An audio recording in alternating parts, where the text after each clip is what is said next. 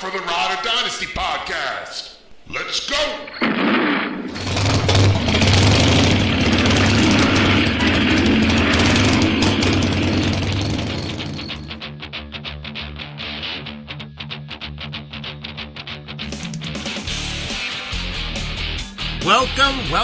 Welcome to episode 47 of the Ride or Dynasty podcast.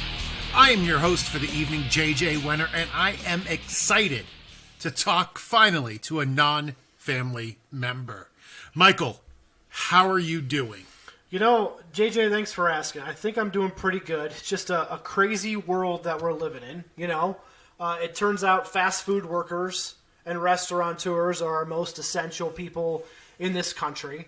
And, you know, if you asked me back in January what I would probably be doing in March, I don't think that, you know, locked inside my house watching a documentary of a gay redneck tiger breeder would have been at the top of the list. So, I guess I'm doing fine. That sounds good to me. Ryan, what's going on in Ohio? Things seem pretty normal here, actually. Tons of traffic out on the roads. People aren't really listening to the stay-home orders. But, yeah, happy to report, still symptom-free. Way to go, people. Dumb. Way to go, Ohio. You'll learn. Eric, how are you doing about a mile and a half from me, besides playing Minecraft with my son every night? I'm doing all right. Can't complain, although I will say, got a headache earlier today, and every time I get any symptom whatsoever, I start freaking out now. So, thanks to the coronavirus for that, but hanging in there. Yeah, you're not alone. About 3 to 4 times a day, I do pronounce to my family that I do have coronavirus. Yeah. At which point they tell me, shut up. Yeah. So, you know, rightly so. So, remember, like and subscribe to our pod. Also, give us a follow on Twitter at Ride or Dynasty. We are excited tonight to be doing our first rookie draft of the year. But before we dive into the reason for being here tonight, I just wanted to have a quick conversation about the wide receiver market in free agency. Now, calling it lackluster would be a compliment.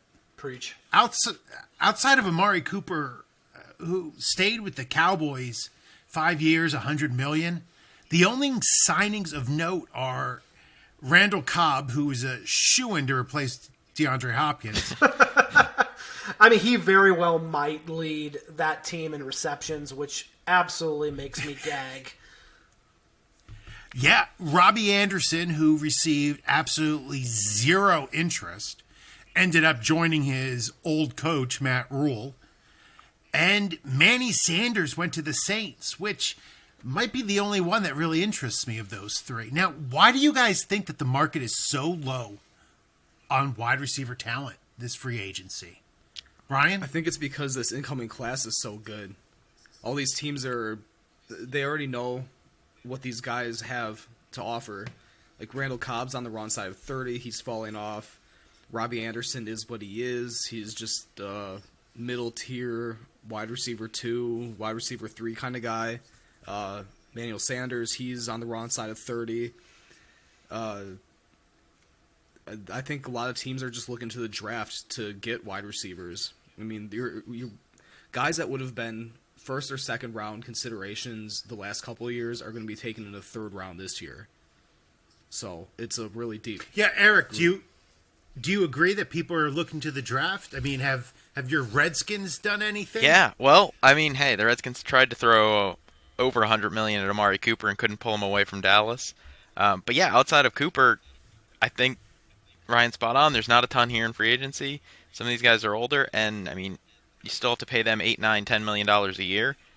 Whereas you could draft somebody in the third round who's a promising prospect and pay them, you know, $1 million for the next 4 years per year, and you know, come out way ahead. So I think the draft is the way to go.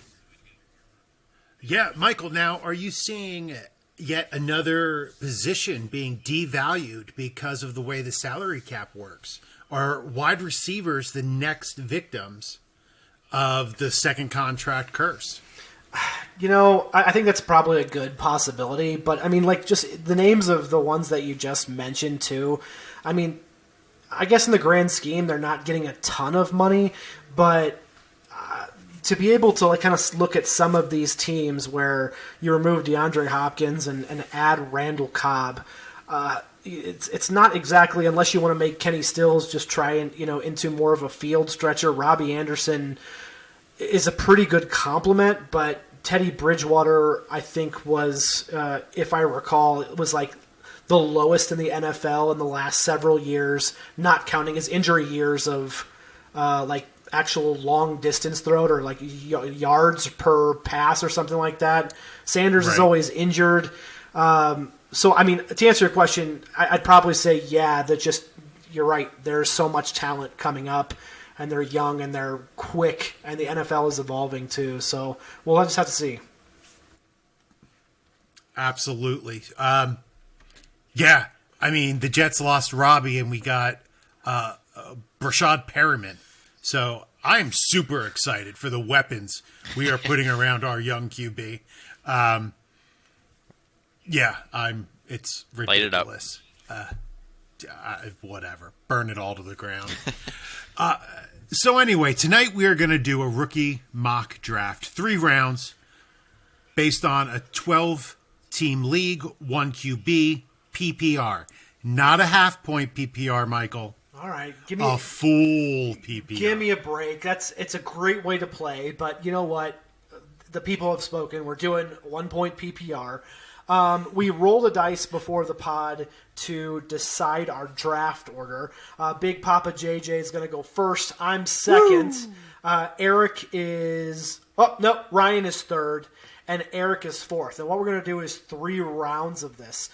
What's interesting of note, when we ever do a mock draft, at this time before the actual NFL draft, is I think some things can change, and you guys can. This is kind of a good point where you can agree or disagree, because landing spot's going to move people around to some degree. But we're going to hopefully look at, based on who we want at each spot, evaluate the talent, hopefully give you just about a 15-second reason of why we're taking them at this spot, and then we can go from there. So hopefully this is helping you guys out on your drafts, or at least getting to think about what you can do as we enter the NFL draft, which evidently is still supposed to happen. So we're on track here.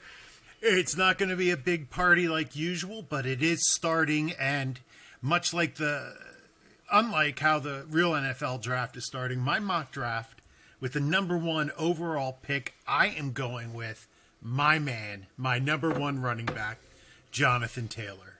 I don't know what else I can say about him. He has the size. He put up the physical, all the physical capabilities you need at the combine. He put up the production. Yes, please give me Jonathan Taylor 100 times out of 100 with his first pick. I like that, and JJ is just gonna choose to, ignore the fumbles like Trump ignored coronavirus. So if we just go to our second overall pick, this is a guy that has fallen, I feel like, over the past 3 months. Right? He was supposed to be the number 1 overall, but Jonathan Taylor had an incredible combine. Second overall in a 1 QB is DeAndre Swift for me. I still think that, he is excellent with his hip movement. He gets downhill in a hurry. He's got receiving chops. He's extremely fast. I think it was 4.48 at the combine. And he's a great pass blocker too. I think that he's going to be a contributor if we can find some spots for him to start right away. But if he gets in a good spot, he's going to be one of the best rookies in the NFL. So I'm taking him at the 102. DeAndre Swift from Georgia. All right, at 103 then, I think it's time for a wide receiver to go off the board. And so I'm going to go with my man, Jerry Jeudy from Alabama. Best wide receiver in this class. He just stays open, most refined receiver. I I think he's going to come into the NFL and immediately be a 1,000-yard caliber kind of guy. Yeah, I feel great about this pick, even though Michael went. I did. I did because if you're going to take a wide receiver in the 103 spot, you might as well take the best wide receiver. I did. Spicy. Ooh, Okay. spicy. Well, All right, we'll see. that's a good lead into my next pick here. I've been on board the CD Lamb bandwagon as well, Michael. I'm going to go CD Lamb at the fourth pick. I got to say, I'm leaning CD Lamb, but it's a real toss-up. I kind of like having the fourth pick in this mock and letting Ryan decide for me which one falls to me. Either way, I think you can't go wrong. And the fourth pick seems like a really nice slot where you can pick whoever that group falls to you. Yeah, I have to agree with you, Eric. Coming up in the fifth slot, I like the fact that Jerry Jeudy and CeeDee Lamb both went in front of me because I'm torn between those two. Personally, I have CD a little bit higher, but I am going to actually go with my second overall running back in this spot is Mr. Cam Akers. What? Oh. All right. What? What? Just tell us why. What did he say? I know this isn't very popular, and I was not a fan, but I was talking to Michael beforehand. I've been listening to a lot of Ray GQ, man, the Podfather, and I have to trust him. And this guy is the goods. He has all the physical gifts and was in a horrible situation. I just think when he gets to the NFL and isn't being hit behind the line of scrimmage each time, he's going to have a much better career than he did in college. And I'm looking for it, and I'm wholeheartedly endorsing Cam Akers as the number 5 pick. Okay, so I mean it just surprises me. I'm totally cool with that, and I'm interested. He had a fantastic combine, like you said. I think a lot of people. What's that one drill where he has to move his feet? I mean, it was like a sewing machine. So that was pretty awesome. So then I guess that means I think the de facto. What are we at? Number 6. Number 6. The de facto 6th pick, since both wide receivers, the top 2 wide receivers are gone, it has to be J.K. Dobbins, right? I know that he wasn't on a whole lot of people's boards like around 2018, but, you know, he's not super creative, but he's still one of, I think, the top 3 backs in this class. And he's just got efficiency, production. He'll probably, unless he gets in a good spot, maybe he's in a shared carried role. But he is definitely enough, good enough to be a bell cow. And at this spot, I'm ecstatic at the 106 getting J.K. Dobbins. Put that down right now. Yeah, that's a great pick. So, J.K. Dobbins, Jonathan Taylor, and Cam Akers are definitely my top 3. I missed my best line that I wrote for DeAndre Swift because, much like bad porn, he only likes holes that are gaping. Oh my God. But do not Google that. Good Do Lord. not Google that. That's fantastic. Was that too much? That's Was that too much? No, it's not. I like just it. hope that there's not some dad just driving his kids around so excited, to get in the car, listen to a podcast, hasn't been out of the house in 6 days, turns it on, and then, hey, Daddy, what's gaping mean? Wow. You know what? I thought my comment went too far, but I think your explanation kind of took the cake. We're So, spiraling. I can do worse. Just to review, so we had JT followed by DeAndre Swift in the top 2 slots. Mm-hmm. Jerry and CD followed up with a wide receiver turn. Then we had Cam Akers and J.K. Dobbins to finish up the top 6.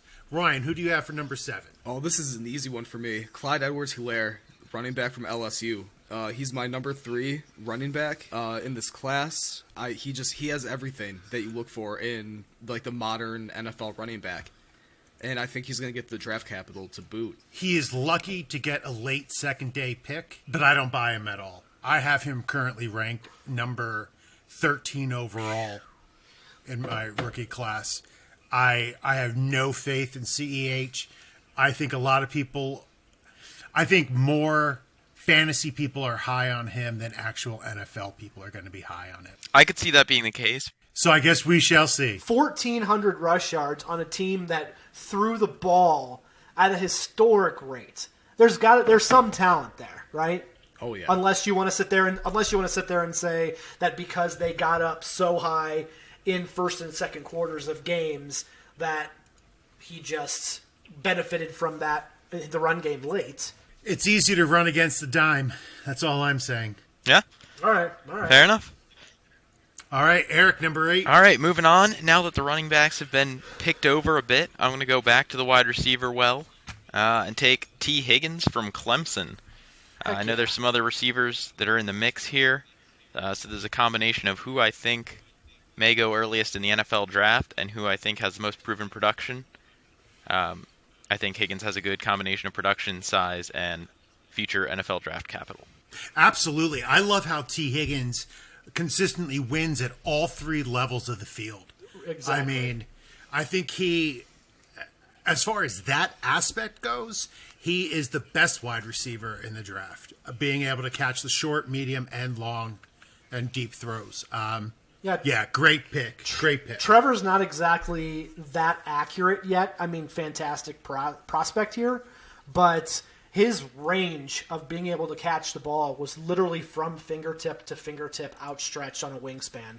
And that's something that I've not seen from another prospect this season. So I'm really interested, like JJ, you say, to see what he can do as far as catch radius in the NFL, if that can continue, because he's going to get tighter windows in the league. Yeah, absolutely. Coming in at number 9, I have the honor of picking Jalen Reagor. Now, he is a ridiculous athlete. He held at one time the Texas State record for long jump. He is fast. Despite what he ran at the combine, he is fast. He is powerful. He is going to thrive in the NFL with accurate passers, something that he did not enjoy at TCU. So I am happy to have Jalen Reagor on my team, especially getting him at the back end of the first round.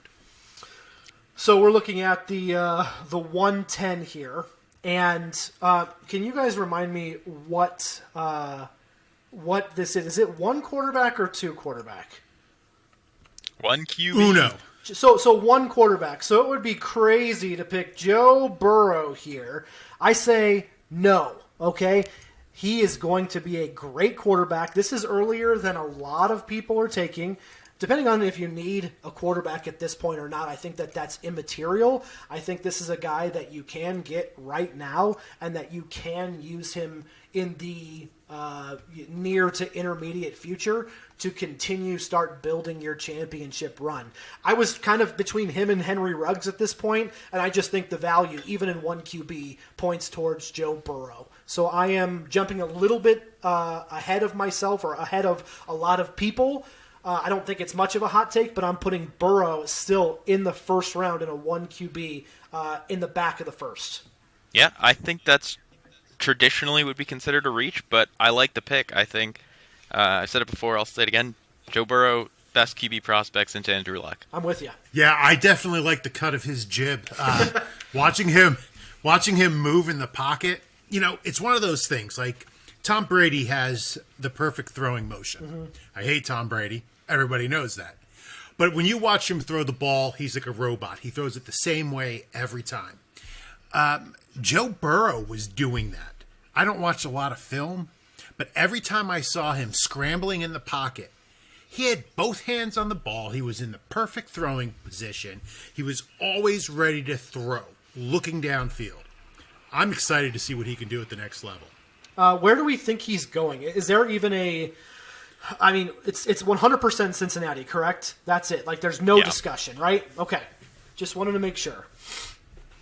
Yeah. He's gonna make Tyler Boyd look pretty good. Hopefully AJ Green too. John Ross, hype train, let's go. Okay. Wah, wah. Who's next? All right, moving on. I think I'm next. Yeah, for the record, if Joe Burrow didn't go right there, I was going to take him with this pick. So All right. I think what I'm going to go ahead and do is take one of Joe Burrow's best weapons from LSU this past year, and that would be Justin Jefferson, wide receiver, who I've talked about umpteen times on this podcast and written about in the past also. He's just a great wide receiver prospect. He's always right where the quarterback needs him to be. I think he's... Now, Ryan, do you see him working in the slot in the NFL like he did in college? Yeah. Or do you think he's going to move to the I think outside? he can play either one. I think he'll be more effective out of the slot just because that's where he had the most success in college. But I think he can do either one. You know, my main concern with, and it's not a big concern for Justin Jefferson, because I have him ranked right in the same area, is that he ranked 65th in deep receptions and 257th in average depth of target in college. And he's still... So I'm a little... And he still ended up with over 1,500 yards. I just don't know if those type of yards are going to be as available. I don't know. I'm a little bit nervous about him. But, yeah, I think this is a solid pick. Now, to finish out the first round, Eric, what do you have? All right, well, I'm going to keep the wide receiver train going and take Henry Ruggs from Alabama. Now, I think there's been some debate over whether Ruggs is more of an NFL prospect or a fantasy football prospect. But it seems like a near lock that he's going to go in the first round. And I even saw reports saying he may be the first wide receiver off the board in the actual NFL draft. I don't care if he is more of an NFL player and a deep threat than he is a fantasy asset. You can't pass that up with the last pick of the first round. You know, it's so interesting that you say that right after you talked about John Ross. I don't know. Is Ruggs Tyreek Hill or is he John Ross, Michael? I mean, I hesitate to make the Tyreek Hill comparison, but it's tough not going that direction. At least I would say his arrow points more towards Tyreek Hill. I mean, this guy was just... There were so many good Alabama wide receivers, but this is a guy that I could insert into a lineup instantly and be extremely comfortable wherever I put him. I mean, I'm just excited to watch him play. All right, Eric, do you want to run us through the last half of the first round? Alrighty, so at 7, Clyde Edwards-Helaire. 8, T. Higgins. 9, Jalen Reagor. 10, Joe Burrow. 11, Justin Jefferson. And 12, Henry Ruggs. Eric, what was your biggest surprise of the first round? I think your Cam Akers pick shocked me a little bit. When you said you were going for your number 2 running back, I thought for sure it was going to be J.K. Dobbins. I'm with Ryan. I am not a huge Akers fan. I don't really get the love, so that one came as a bit of a surprise. But I know there are people who really love the athleticism and the potential. Yeah, can't disagree. All right, so let's start off at the top of round 2. All right, so looking at my board, actually my number 10 guy is still available. So I am going to go with my man, Laviska Shenault. Love it. I love Laviska Shenault. I mean, he's amazing with the ball in his hand. I think in a world where Deebo Samuel is used all over the formation, Laviska is going to be drafted early in a copycat league. I think being drafted early is going to give him multiple opportunities to succeed. As long as he stays healthy, you know, he'll be fine.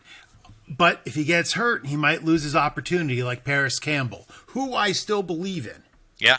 But, you know, getting hurt kind of takes the shine off. So I'm going with Laviska. JJ, put yourself in the I guess it's fantasy teams are all scattered with picks traded. I'm in one league where nobody has their picks. There's been so much trades, right? But put yourself in a situation where pretend like you're the 101 and you also have the 201, and you take hopefully a sure thing like Jonathan Taylor, but then you're also going a little bit more risky with Laviska Shenault. If you were in that position really at 201 and you had both those picks, are you still making that call because of injury history? Yeah, I am.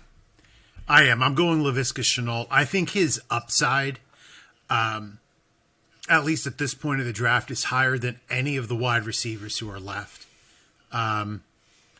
I think he's going to have the draft capital because I don't see any way he sneaks out of the first round. Mm-hmm. And that's what you're looking for with the pick, right? You want somebody who's picked the earlier the better and has a high production profile, and he has both of those. Yeah, I really like that Deebo Samuel comp too. I don't usually love receivers who, I don't know, are a little less refined as route runners and more, it's kind of Cordero Patterson-esque. Really good with the ball in his hands, but that Deebo Samuel comparison is a really good point that NFL teams are kind of shifting in that direction, and he definitely has a fit in the NFL. Yeah, and NFL teams are going to be happy because there's a bunch of guys like that in this draft. Michael, where are you going with the next pick? Okay, so I'm beating two players back and forth, I think, in my head. I'm not going to say both of them. But I think at this point, and not just because in a lot of mocks that I've seen, but just because I really like the player, I'm going to go with Zach Moss right here at 14. I think that he might be, in some circles, talented enough to be a first-round rookie dynasty running back. He was a Miami recruit, I believe, before... was it Al Golden got fired? But if you look at like some of his stats, like I know it's in not a Power 5 conference, but 1,400 yards. He's extremely talented. He ran Utah. I feel like I just think that in this spot right now, as running backs are starting to decline, I think Zach Moss is the obvious choice here. Wow. Yeah, I don't want to underestimate him because he had a really, really good film. But his speed was he was so slow. I think it was, let's see. What did he do at the combine? It's like That's a good question. 4.65, I think. That's what I remember. 4.6 something. So, I mean, it's not great, but like Kareem Hunt ran in the 4.6s. And he led the league in rushing as a rookie. Ryan goes 4.65 or something. It's like, Ryan, like that's like perfect. You nailed it. So yes, we'll see. We'll see what happens. I mean, I think that he's pretty decent. So he could be a really good running back in the league. Awesome, Ryan. What do we have at 15? I think I'm gonna go with Tua Tagovailoa here. Quarterback from Alabama. Good for you. I'm sure everybody saw that coming, but with Joe Burrow going off the board in the first round, it's arguable that Tua is actually more talented than Burrow. So this would be great value to get him here at 15. Yeah, I also think you've got to worry about if you're a QB needy team at this point that I don't think you can have any confidence in any of the remaining QBs after Tua. No. So grabbing him here is a good option, whereas, the wide receivers and the running backs after this point kind of run together, but there's a significant drop between Tua and the next quarterbacks. Yeah, and now in the actual NFL draft, do you think there's any chance Tua falls past number 2? Yeah. I mean, I think the Redskins are a lock for Chase Young, so I don't think Tua's going to. Do you think the Redskins would move back? It's possible, but if I had to bet, I'd guess they're taking Chase Young. I'd see more Miami jump up out of desperation, and maybe just Miami and Detroit do a flip. I think, Ryan, didn't you write that in your NFL mock draft that the two of them were going to flip, or am I reading that wrong? Yeah, that was my prediction. Whether that happens is yet to be seen, but I think that would be the most logical, because if Washington moves back, they're pretty much just saying, all right, we're not getting Chase Young. So, which would be silly. But Detroit's sitting there at 3. They'll probably mess it up anyway, even if Yun is on the board. I have absolutely no Yeah. confidence in any of those teams to make the right move. So who knows what the hell's going to happen? So, question for you. I know we're doing a 1 QB. If this is a super flex league, Joe Burrow goes to the Bengals. Tua Ryan, that guy. He goes to the Chargers, who trade up for him. Who are you taking number 1 off the board? Whew. I'm going Burrow still. It's still Burrow for me, yeah. Yeah, I'm going Tua because of the situation. I have them so close to each other. I have Tua a little bit ahead. The only thing holding Tua back to me is his injury. But if his landing spot is better, man. Yeah, that's not crazy. They're close. Tua's a really good prospect. That's All right. fair. I don't want to get stuck in the weeds, Eric. Thank you. Go ahead, Eric. Alrighty. You're Well, next with I'm pick going number 16. to carry on with the homer picks here. And I'm going to take KJ Hamler from Penn State. Take another deep threat, speed guy. He's a really good runner, really good with the ball in his hands, explosive, great ball tracking. I know every deep threat ever gets compared to Deshaun Jackson, but I think he's actually pretty Deshaun Jackson-esque. Yeah, I mean, you said it. He's explosive. I mean, he's so explosive, he catches everything like he is wearing oven mitts. Well, hey, Yikes. He drops the ball a lot. That's what I'm trying to say there. Drops are overrated. It's my hot take. Drops are overrated. Catching the ball is overrated in the NFL. It's just a very visible failure. Like, you drop the ball and everybody sees it, but you don't get open and nobody notices it. Mm-hmm. I just think drops get a little more attention. Not that they're not bad, but then they deserve. T.O. had lots of drops too, and look at him.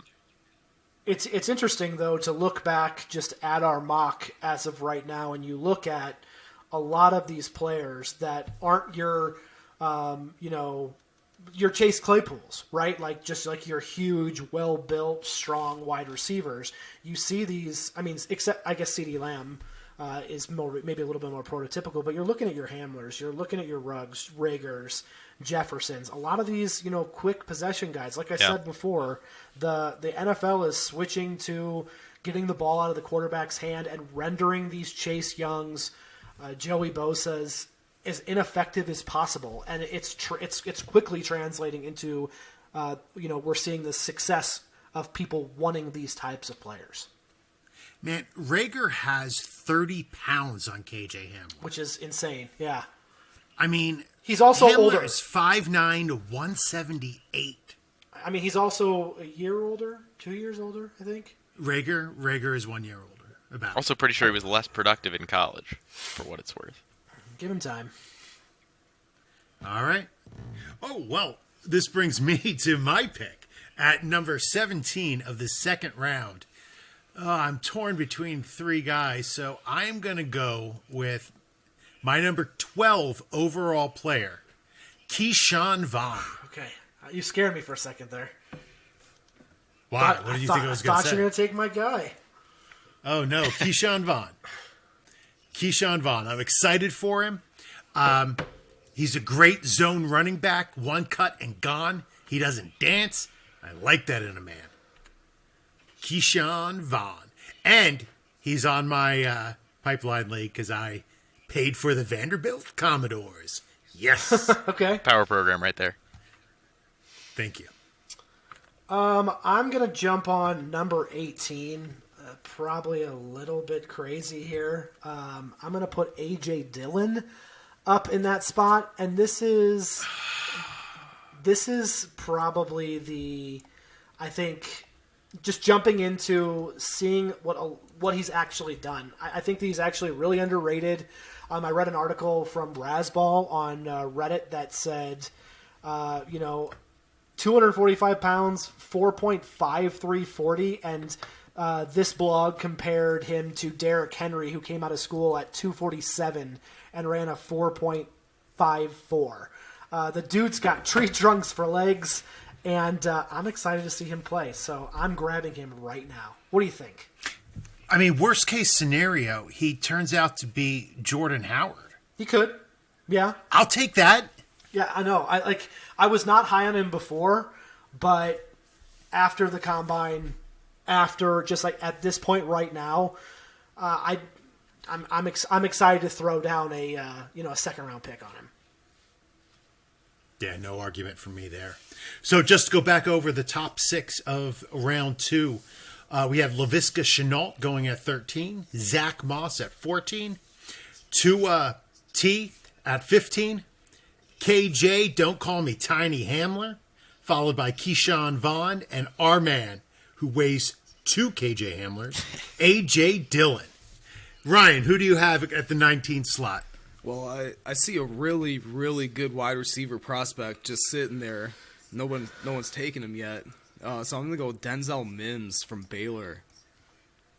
Flying up the charts. This is a guy that I am seeing some chatter that he could be a late first-round NFL draft selection.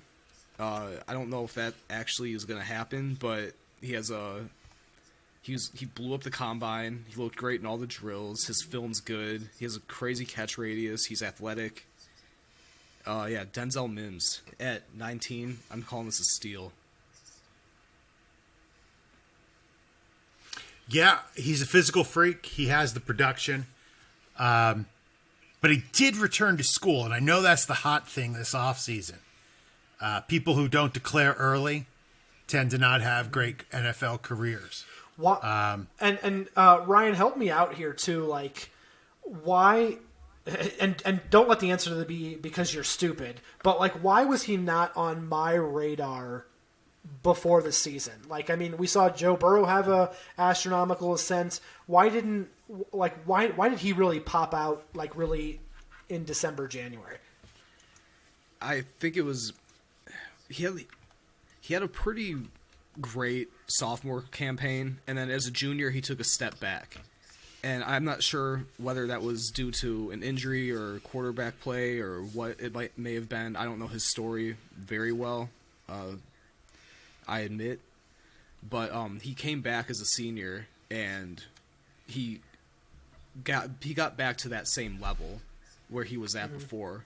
And I think that's kind of where he started where the chatter started picking back up for him again, is just that he did recover from that down junior campaign to put up a really great season. And then on top of that, he had the good Senior Bowl, the Combine, so he's been just checking all the boxes. Right. Typical Ryan says, I don't know much about him, goes off for a minute and a half talking about him. Love you, Ryan. Yeah, absolutely. I'm just not sure how I feel about somebody who had his best year and never improved over his sophomore year. I'm a little bit nervous about him, but man, does he look the part. Might be a steal at this point in the draft, I think. You're right, though. Absolutely. Eric, number 20. All right. Geez, there's just kind of an absurd level of or number of wide receivers available at this point. So thank you, Ryan, for whittling down my options a little bit. I'm going to go with Brandon Ayuk from Arizona State. I was real big on N'Keal Harry last year, his former teammate, and that hasn't worked out yet. But I'm going to go back to the well. I think Ayuk could be an early pick in the NFL draft again this year. He's young, and he did have a near 1,200-yard season this year. Kind of like how you just talked about, JJ. Big step forward for him this season, so I think that shows some promise. Yeah, any Brandon Ayuk takes out there? I mean, he's pretty fast. You know, if you watch more game film, I have to admit right now, this is going to be embarrassing, but I watched more highlight film of him instead of actual game film. But again, he's done a lot of work on corners, and he shifts his hip really fast. And if you put him on a quick slant, he's gone almost instantly. So love that potential. Yeah, so following up that pick, I am going with the man, Brian Edwards out of South Carolina. Now, you might ask who has two thumbs and is in love with Brian Edwards. It's this guy. I love Brian Edwards. It might be because I took him in my first Devy draft 2 years ago, and now I'm hooked, and I'm just hoping he ends up being good, but don't follow my advice. I believe his hands and his route tree are going to help him at this next level. He can also break tackles, but he very well might be Laquan Treadwell. I'm hoping not, but he can make spectacular catches, man. I don't know. I'm hoping everything heals up. He's 100%. He regains his quickness, and he's good to go. But this is kind of a risky pick at this point, and I won't say anything different other than I like it. Did you? Yeah. I mean, I think, good. Like you said, it's a risky pick, but you're getting an injury discount. I think no matter what happens, you're going to get him a little cheaper than you should just because of the foot issue. Yeah, that's what I'm hoping for. Michael, who are you following up with? I feel like we're at the spot in the draft where everyone previously, like, again, we're kind of starting to take maybe dart throws, if you will. But I mean, I like Edwards, I like Ayuk, I like Mims, but we see their talent. We don't know what they're going to do, and we don't know where they're going to go. I feel like in some ways, Michael Pittman Jr. is in that same boat. I mean, at USC, I think, what was it he had? I have this up. 1,200 yards last year and 101 catches. So I'm going to go ahead and throw him up in that spot. So we'll see. Yeah. It's really funny how you described him as a dart throw, because my first 4 words are worth a dart throw. Yeah. But has many factors, to me, working against him.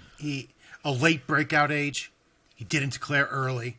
He looks a lot stronger than he actually plays.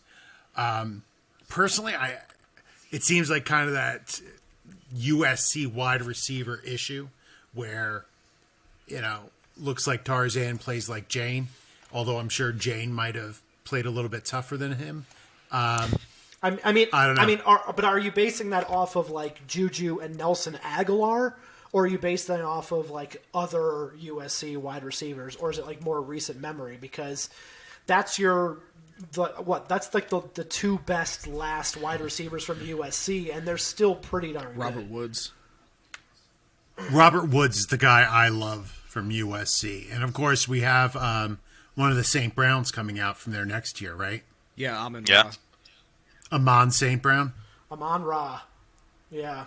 Amon-Ra. Yeah, so, I don't know. We'll see what happens. Ryan, who do you have at 23? 23. Kind of torn between 2 guys right here. Uh-oh. Nice. Since we're taking dart throws here, I'm gonna go ahead and take JJ's favorite funk band from the '70s, Donovan Peoples-Jones from Michigan. Total athletic freak. He doesn't have the college production, but he pops off on film. He's like I said, just an athletic freak, and if the right offensive coordinator gets his hands on him, I see a potential big-time receiver in DPJ. Yeah, I don't know what he's going to be at the next level, but I'm a fan of people with 3 names, and I love funk, so good for you. Eric? All right, well, I'm going to go with another athletic freak and take Chase Claypool out of Notre Dame. He had an absurd combine. Came in at 6'4", 238, ran a 4'4", 240, 40.5-inch vertical. Absolutely insane numbers. That kind of upside, you just can't pass up on it at the end of the 2nd round. Yeah, you can. So, fair. Just to go over the second half of the second half of the 2nd round, we had Denzel Mims followed by Brandon Ayuk, Brian Edwards, then Michael Pittman, Wow, this is all wide receivers. Donovan Peoples-Jones, followed by, oh no, there's a tight end in here. Chase Claypool. Hey. Well, hey, you were wondering why the wide receiver market wasn't so hot in free agency? There you go. How many receivers is that now? And there's still a couple more. Yeah. Yeah. Well, Ryan, what's the biggest surprise in the second round for you? Is it the fact that a tight end already went?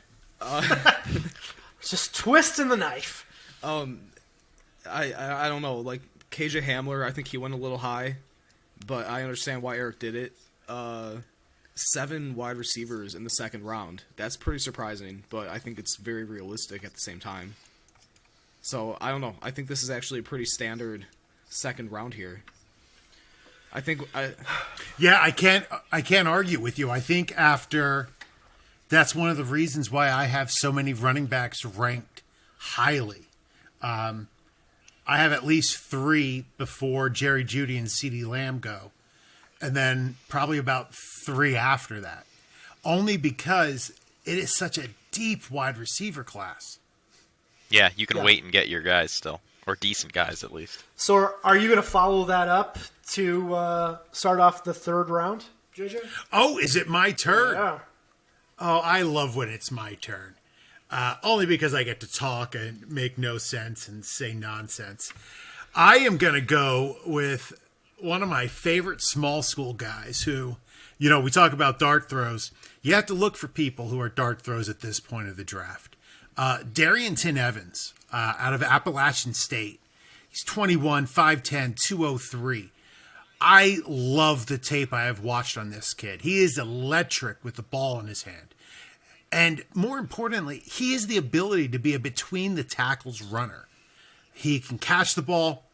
He can take it to the outside, but he is not afraid to run it up the middle. Now, a lot of people have said he is too small to be an every down back. I'm not buying it. I think if given the opportunity, I saw a comp for him as Bernard Pierce, one of my favorite old-time running backs from the Ravens. And if that's what he turns out to be, that would be a great, great outcome for Darrington Evans. JJ doesn't like Clyde Edwards-Helaire, but he just loves Darrington Edwards. Makes sense. Fantasy Total football sense. hipster here. I'm just kidding. What? Darrington What? Evans is a full 2 inches taller than CEH. 3 inches. Okay. CH is 5'7". You know who's 5'7"? Maurice Jones-Drew. Babe. He's not Maurice Jones-Drew. Okay. Okay. Go ahead, Michael. Now comes the time when I make. Man, am I going to have to fight? No. There is no Darrington Evans love? No, I like Darrington. What is wrong with you people? I like Darrington Evans just fine. It's just everything that you said about Darrington Evans is exactly Clyde Edwards-Helaire, just 2 inches shorter. Oh, you know one difference? I got Darrington Evans in the 25th pick, and Ryan over here took CEH at number 7? Yeah, that's a fair point. I'll take an 18 pick difference. All right, let's calm it down. I'm gonna be quick with this one. Justin Herbert in the third round as I believe it's Air Bear. no, it's Herbert. we could change it if we want. Third round is a good value in a 1 quarterback. Like as Eric said, the drop off starts to hit. If he goes to the Chargers, if he goes to one of those 4 teams that needs a quarterback in the top 10, it'll be immediately playing. Yes, more love in super flex leagues, but I'm taking him in the third and being happy about it. Yeah, there's no way Justin drafts? Herbert gets out of the first round. Is that correct? I don't. Yeah. In the real draft, Real draft. top 15 at least. I'm saying top 10. Top 10. You got to get your QB if you want them. Yeah, I'm good with it. Well, I guess I'm going to follow up with All another right, quarterback. number 27, Jordan Ryan. Love from Utah State. I actually like him better than Justin Herbert or Herbert, however you want to pronounce it. Big arm. I think he has like the most natural throw in the class.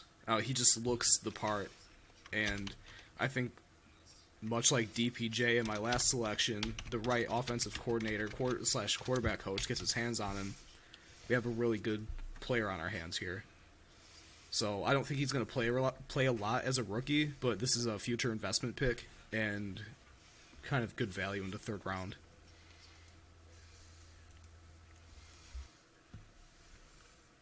Yeah, I think he's a lot like Eason. I think he needs to learn how to deal with pressure a little bit at the next level, which is never a good thing. He has a shaky platform in throwing, though. Like, he's all arm, so he really has to start refining his throwing motion, I think, in order to make it in the NFL. But he is definitely a big drink of water at 6'4", 224. It's a big guy.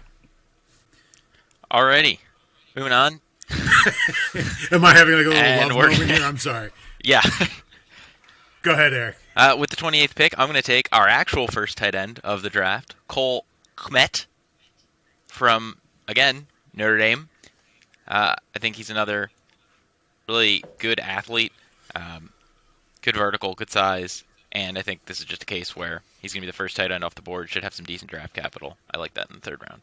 Yeah, I don't know if any of these tight ends, to me personally, outside of a tight end premium, are top 3 draft picks. I found that because that it takes 3 years for a tight end to develop, that you have just as good of a chance as picking him up next year off the waiver wire or trading a 4th round pick for somebody who you picked in the 3rd.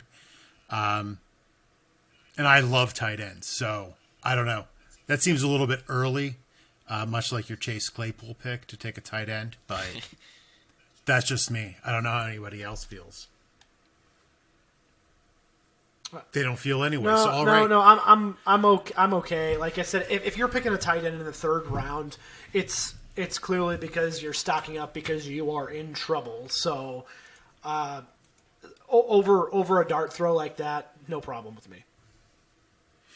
All right. So, coming now at the 29th pick, the 5th pick of the 3rd round, I'm going with Eno Benjamin. Oh, Love it. Yeah, sorry, man. He is an amazing receiving back, and that might be his only ticket to relevance.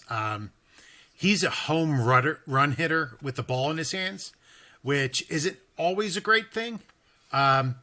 Sometimes 2 yards in a cloud of dust is a very good carry, and he has to learn to take those 2 yards rather than always trying to, bump it outside, trying to get it, take it to the corner and get more yards. Sometimes you just have to get those 2 yards and live for the next down. But I think he has a solid future as a receiving back in the NFL.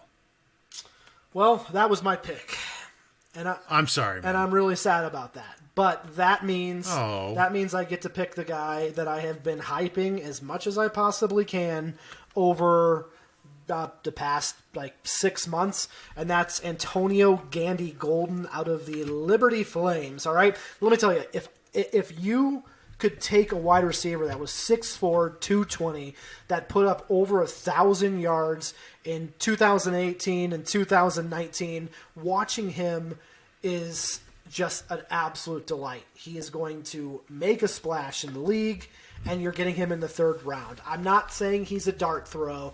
This dude is fire, and that's not just because he was a Flame, but he's going to make it. He's going to be a great pick.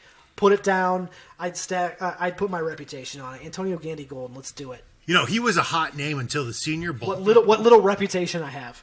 He was a hot name, but at the Senior Bowl, he failed to show he was able to play against top competition. Little known fact, though, Liberty had refused to close because of COVID-19. They finally then did close and then reopened because Jerry Falwell Jr., who is the leader of Liberty University, is a Trump diehard and believes it is a hoax. I'm saying more of a high upside in his athletic profile and his production, that at this point in the draft, why the heck not? What are you waiting on? Perfect. So once again, Michael, where you staked your 305. reputation, 305. my last sentence is, there is no chance he succeeds at the next level. Literally zero. Record this. Wow.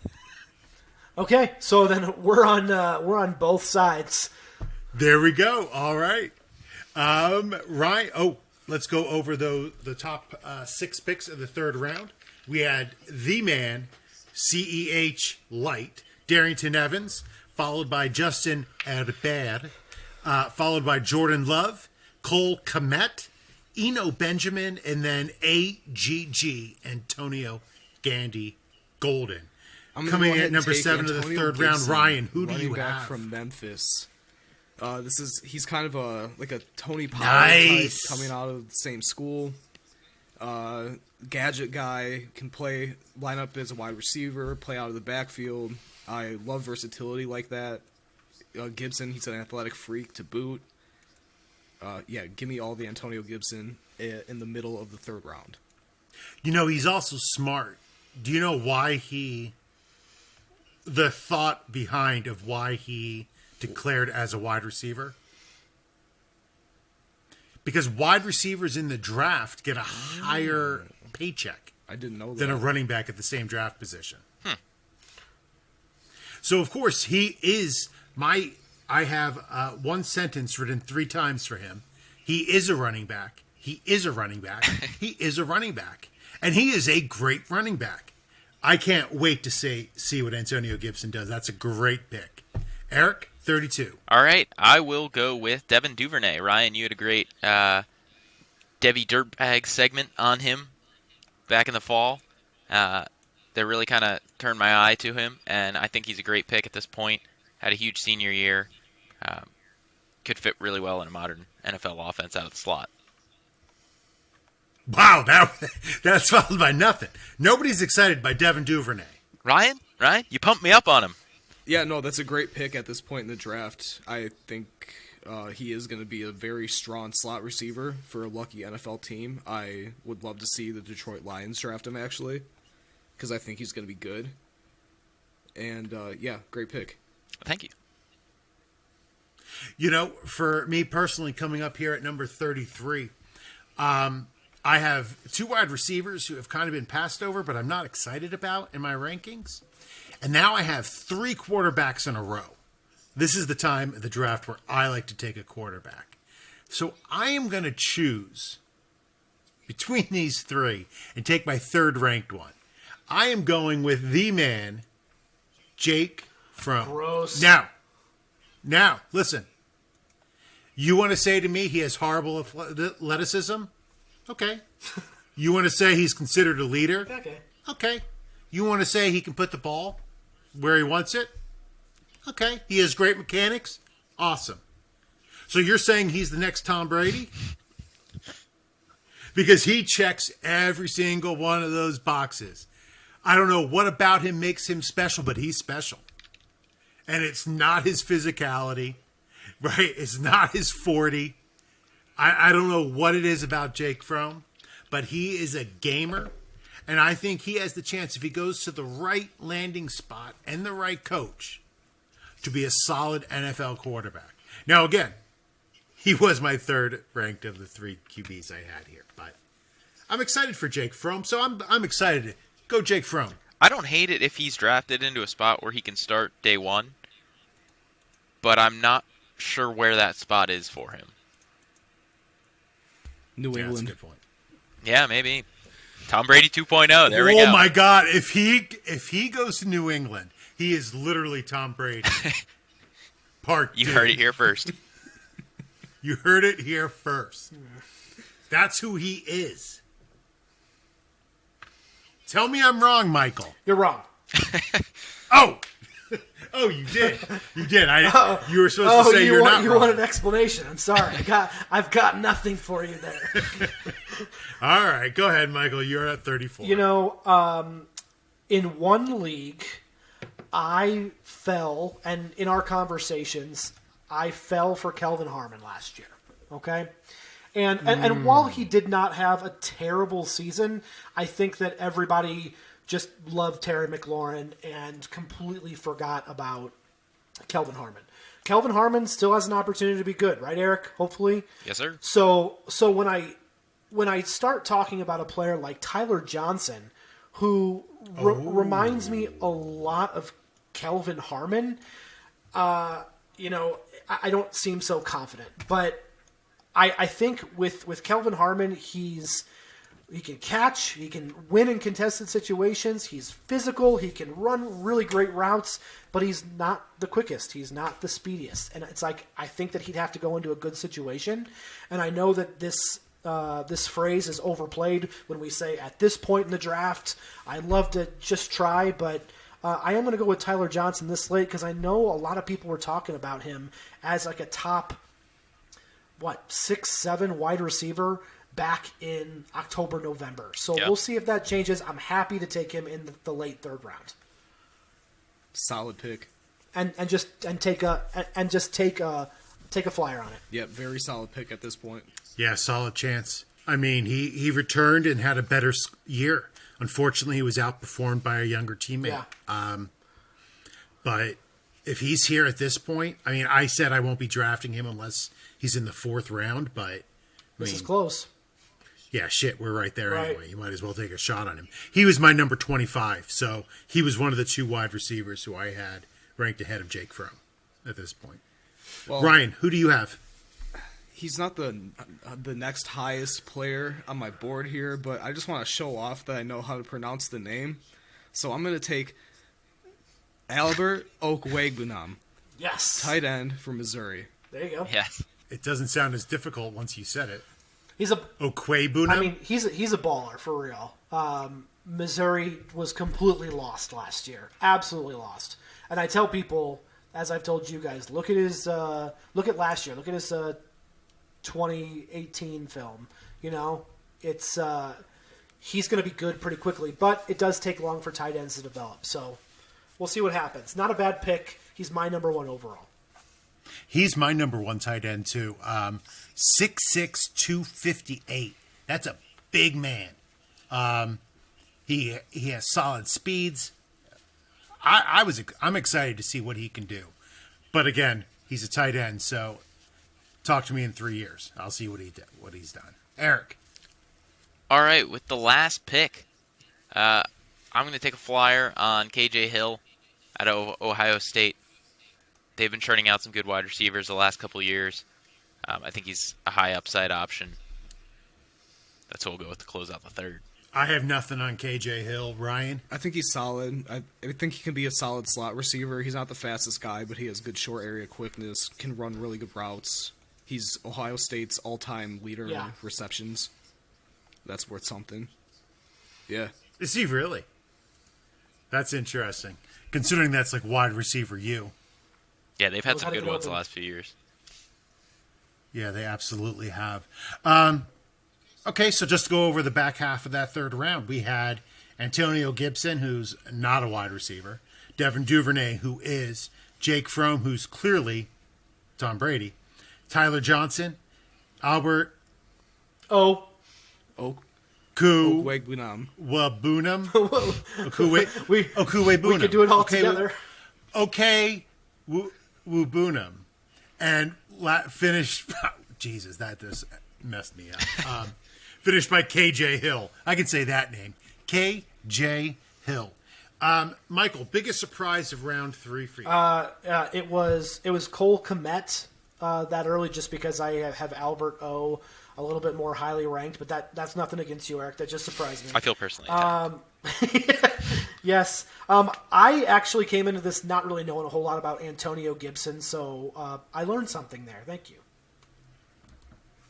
Yeah, I have to agree. Cole Kmet isn't very high on my. I think he's number 4 or 5 on my tight end list. So I'm interested to learn a little bit about him. But all right, so let's go through this and just say who is the best person left off of this first 3 rounds, Michael. Let's see. Looking through, I think that we all had LaMichael Pirine in our top, at least 10, 11 running backs. looking back to our rankings from about a month ago. So I'd probably have him in there at some point. Quintez Cephas is a good possession wide receiver, but probably more of a fourth round. James Proche, Ryan wrote about, so he's been on my radar. I'd probably say that those, Whoa. those three. Slow down. Sorry. I said one. Sorry. One. I got excited. You are I excited. told you, I've been watching so Tiger did you King. know Man, I'm amped. the Michael Perrine, right? He has the biggest hands. I think he has 10 and a quarter inch hands. Like, he's going to be able to catch everything at the next level. It's crazy. Ryan, who's the biggest name who we didn't pick in the first 3 rounds? I was gonna say James Proche. Yeah, that's your man. Yeah, I'm a big fan of Proche's. I think he's not the fastest guy, but he has everything else that you look for in a high-end slot receiver. Eric? I didn't take him just because kind of like Frome, I don't think he'll be drafted to a situation where he'll be an immediate starter, but I love Jalen Hurts. I would really like to get my hands on him, especially in some 2 QB leagues. Yeah, I don't know if he's definitely not the next Lamar Jackson, but he could be Josh Allen. But he needs a patient and intelligent coach, like you said, to build a scheme around Like him. Bill O'Brien. Unfortunately, the NFL does not have a lot of smart or patient coaches like Bill O'Brien. I guess for me, it's funny that we all end up talking about these Devi debriefs, but I like Michael Warren. Right now, I'm fighting to get him in an auction. Not necessarily just him, but he's part of the reason why I'm fighting to get Cincinnati. But I think that he might have a little shot at the next level. So I'm looking forward to taking a shot on Michael Warren at the next level. Anything else you guys want to add to this? I'm with Eric. I like Jalen Hurts in the late 3rd, early 4th, and just as some Same. to build that up. Yeah, I'm not going to disagree with you. I like a little bit of Jalen Hurts. But so, hey, that was a great episode, guys. Thank you so much for finding time. I know we're all going through stuff with our families. But remember, if you're listening to this, if you get a chance, like and subscribe to our pod. We do this because we love it. We do this for every listener we have. It's our passion. We're not doing this to make $1 million. We're not doing this to make $1. We're doing it because we love fantasy football and we love Dynasty fantasy football. So if you can, give us a like and subscribe to our pod. Give us a follow on Twitter at RiderDynasty.com. Do you guys want to say goodbye? Michael? Have a good night, everybody. Eric? See you next time. Stay safe. Ryan? Catch you in the next one. Boat drinks, my friends. Boat drinks.